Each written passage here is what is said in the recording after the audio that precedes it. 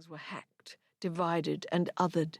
The world separated into human and inhuman, man and woman, powerful and powerless, young and old, lucky and unlucky, those with and those without. The powerful on their lofty perches became subjects, and they deemed the vulnerable to be objects. They stashed food and kept it for themselves, for by the logic of the great forgetting, their lives, desires, and pleasures were more precious than those of others. This is when nature became confused, for her way is always to make things fair and even. She sends water to fill empty dams, high-pressure winds to low-pressure areas, hot air upwards to push cold air earthwards. The universe has always dispatched replacements wherever there are vacuums, to create stability when there is imbalance. Nature didn't count on the hoarders who refused to share. Humans, as it turns out, have not been good students of nature. Soon they ignored the fact that everything they possessed, all they had accumulated and turned into commodities, were gifts from nature. The great forgetting led to a slew of wicked troubles, too many to count. The problem in the world is not that there is a lack of food. There is enough. It is not that there is a shortage of love or joy or wealth to go round. There is enough. The problem is not that there are no solutions or miracles. They all exist aplenty. To fix the world, humans simply need to remember their place in it.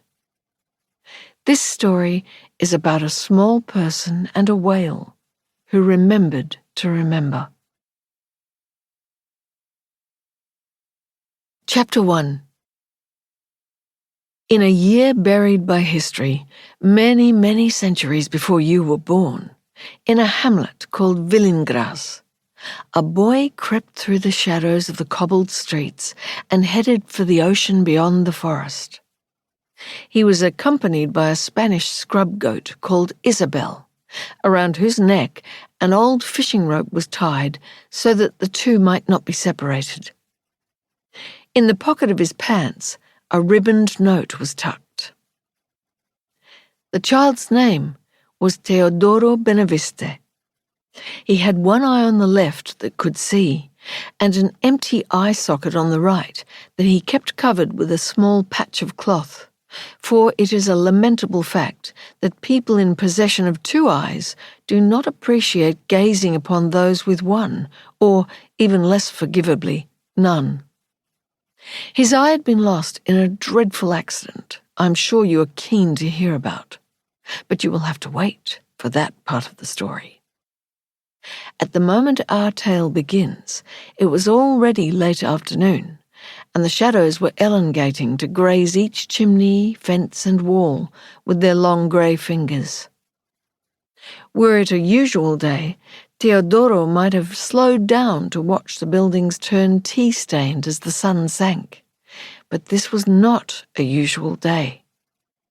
We might even go so far as to say that these were not usual times. It is also true that Teodoro had not had a usual life, but up to this point, he did not know this much about himself.